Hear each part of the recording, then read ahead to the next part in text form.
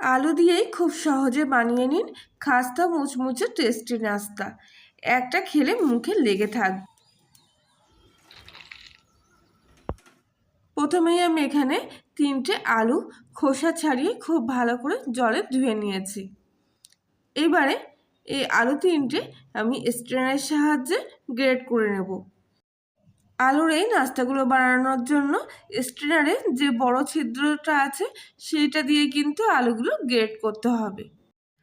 আর যদি আপনারা হাতে আলুটা কুচিয়ে নিতে চান তাহলে হবে, তবে একেবারে পাতলা পাতলা এরকম সরু সরু করে কিন্তু আলুটা কুচিয়ে নিতে হবে। 3টে আলুই কিন্তু আমি এখানে গ্রেট করে নিচ্ছি।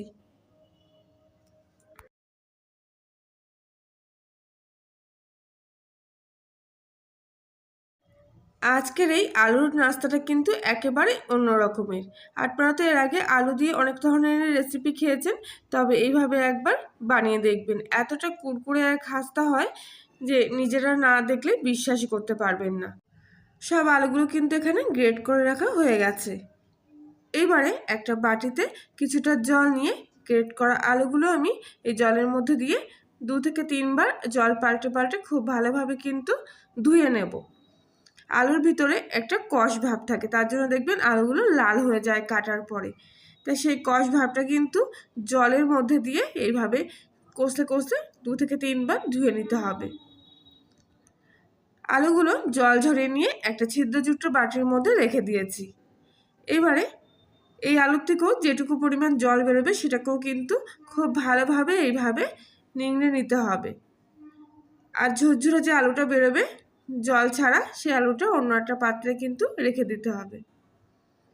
দেখুন একেবারে চেপে চেপে কিন্তু আমি জলটা এখান থেকে ঝরিয়ে নিচ্ছি, যাতে একটুকু জল আলুর মধ্যে না থাকে। যত শুকনো ঝরঝরে হবে আলুগুলো, ততই কিন্তু নাস্তাগুলো খাস্তা কুরকুরে হবে। আলুগুলো এখানে রেডি হয়ে গেছে। এবারে স্ট্রেনারের সাহায্যে আরও একটি পেঁয়াজ আমি গ্রেট করে নিচ্ছি।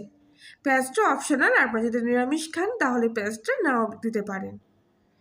পেঁয়াজ কুচিটাও কিন্তু আমি হাত দিয়ে এইভাবে পেঁয়াজের রসটা নিংড়ে শুকনো ঝরঝরে পেঁয়াজটা কিন্তু এই আলুর মধ্যে দিয়ে নেব।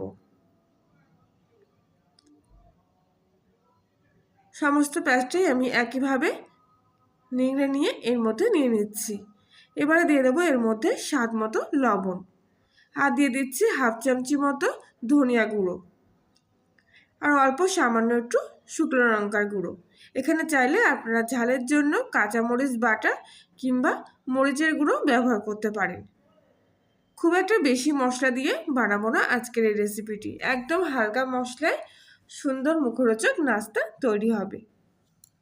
সব কিছু কিন্তু একসঙ্গে আলুর সাথে খুব ভালো করে মিশিয়ে নিচ্ছি। এবারে একটা ফ্রাইং প্যানে কিছুটা সাদা তেল খুব ভালোভাবে গরম করে নিয়ে এর মধ্যে দিয়ে দেবো আগে থেকে গ্রেট করে রাখা আলুটা। খুব ভালোভাবে কিন্তু আলুটা নাড়াচাড়া করে নেব তেলের মধ্যে। গ্যাসের ফ্লেমটা পুরোপুরি হাই ফ্লেমে দেবো না, লো টু মিডিয়ামে রেখে আলুটা কিন্তু খুব ভালোভাবে একটু কষিয়ে নেব। এই সময় কিন্তু কোনো রকম জল দেবেন না, শুধু আলুটাই কিন্তু এখানে একটু কষিয়ে নিতে হবে যাতে আলুটা একটু নরম হয়ে আসে। মোটামুটি কিছুক্ষণ পর দেখবেন আলুটা কিন্তু একেবারে নেতিয়ে পড়েছে। 50% মতো মোটামুটি সিদ্ধ হয়ে গেলেই কিন্তু আলুটা এখানে তৈরি হয়ে যাবে।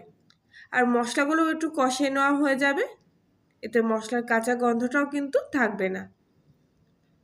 আমি কিন্তু এখানে হলুদ ব্যবহার করছি না, আপনারা চাইলে এর মধ্যে হলুদও দিতে পারেন। এছাড়াও আপনারা এর মধ্যে আপনাদের পছন্দসই মতো যে কোনো মশলাও ব্যবহার করতে পারেন। তবে অল্প মশলাতেই কিন্তু খুব সুন্দর একটা গন্ধ বেরিয়ে গেছে, আর আলুটাও এখানে রেডি হয়ে গেছে। এবারে আলুর এই তরকারিটা কিন্তু আমি একটা পাত্রের মধ্যে ঢেলে নিচ্ছি। এবার এর মধ্যে দিয়ে দেবো আমি 3 চামচ মতো বেসন।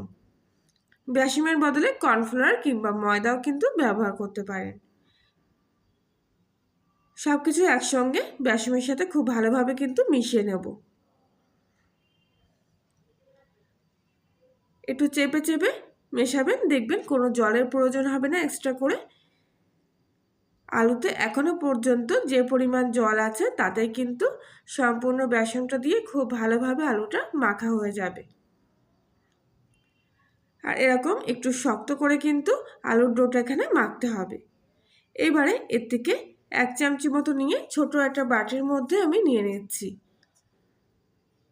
পুরোপুরি 1 বাটি দেবো না, মোটামুটি হাফ বাটি করে নেব এখানে আমি।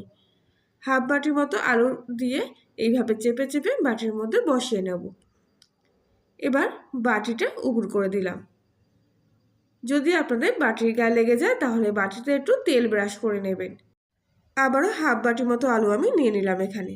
এইভাবে বাটি মেপে যদি আপনারা নাস্তাগুলো তৈরি করেন তাহলে দেখবেন কোনোটা ছোট কোনোটা বড় হবে না, প্রত্যেকটাই একই মাপের হবে।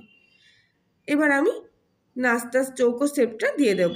তার জন্য এখানে আমি একটা ছুরি টাইপের নিয়েছি আর এক সাইডে হাত দিয়ে দিয়ে কিন্তু এইভাবে চেপে চেপে চৌকো শেপের নাস্তাটা তৈরি করে নিচ্ছি। খুবই সহজ এই শেপটা দেওয়া, তবে কোনো একটা শক্ত জায়গার উপর রেখে করবেন। এইভাবে দেখবেন খুব তাড়াতাড়ি কিন্তু চৌকো শেপের নাস্তাগুলো তৈরি হয়ে যাবে। একটা নাস্তা এখানে তৈরি হয়ে গেছে। আবারও ঠিক একইভাবে আরেকটা নাস্তাও আমি তৈরি করে নেব।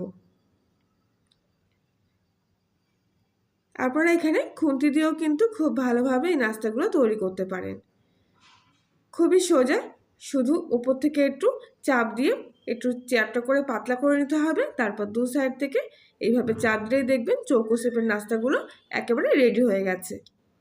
এবারে কড়াই কিছুটা তেল গরম করে একে একে নাস্তাগুলো আমি ভেজে নেব। প্রথম অবস্থায় হাই হিটে দিয়ে তেলটা ভালো করে গরম করে নিতে হবে। এরপর একেবারে সিম আঁচে রেখে নাস্তাগুলো কিন্তু এক এক করে ভাজতে হবে, কেননা পুরোপুরি হাই ফ্লেমে দিলে কিন্তু নাস্তাগুলো ওপরটা লাল হয়ে যাবে আর ভিতরটা কাঁচা থাকবে। তাই একটু ধৈর্য ধরে গ্যাসের ফ্লেমটা একদম সিম আঁচে দিয়ে এপিট ওপিট করে নাস্তাগুলো ভেজে নিতে হবে। একটু লাল করে আমি এখানে ভেজে নিচ্ছি। দু পিঠ ভাজা হওয়া পর্যন্ত কিন্তু কিছুক্ষণ অপেক্ষা করব। আর প্রথম অবস্থায় কিন্তু খুবই নরম থাকে, তাই খুব সাবধানে উল্টে নেবেন। তারপর দেখবেন দু পিঠ শক্ত হয়ে গেলে একদম খাস্তা কুরকুরে হয়ে যাচ্ছে, তখন কিন্তু আপনারা খুব সহজেই এগুলো উল্টে পাল্টে দিয়ে ভেজে নিতে পারবেন। রেসিপিটি ভালো লাগলে অন্যদের সাথে শেয়ার করার জন্য আপনাদের কাছে অনুরোধ রইল। আর আপনি যদি কলোনির রান্নাঘরে নতুন সদস্য হয়ে থাকেন তাহলে প্লিজ চ্যানেলটি সাবস্ক্রাইব করে পাশে থাকবেন। পাশের বেল আইকনটি প্রেস করতে যেন একদমই ভুলবেন না, নতুন কোনো ভিডিওর আপডেট পাওয়ার জন্য। প্রত্যেকটা আলু নাস্তা কিন্তু একেবারে লাল করে ভাজা হয়ে গেছে। এবার এক এক করে আমি আলু নাস্তাগুলো তেল থেকে ছেঁকে তুলে নেব। আর দেখুন এই আলুর নাস্তাগুলো দেখে মনে হচ্ছে না একটা একটা টোস্ট বিস্কুট। আর সত্যি বন্ধুরা, টোস্ট বিস্কুটের মতন কিন্তু এই নাস্তাগুলো একেবারে খাস্তা কুরকুরে হয়েছে। সকাল কিংবা সন্ধ্যার নাস্তায় চায়ের সাথে কিন্তু এরকম একটা নাস্তা হলে কিন্তু আর কিছুই লাগবে না। শুধুমাত্র আলু দিয়ে যে এরকম সুন্দর নাস্তা তৈরি করেছেন কেউ কিন্তু দেখলে সহজে বুঝতেই পারবে না। তাহলে আজকের মতো এই পর্যন্তই। আবার দেখা হচ্ছে অন্য একদিন নতুন কোনো রেসিপির সাথে। আর ততক্ষণ সবাই ভালো থাকবেন, সুস্থ থাকবেন, সাবধানে থাকবেন।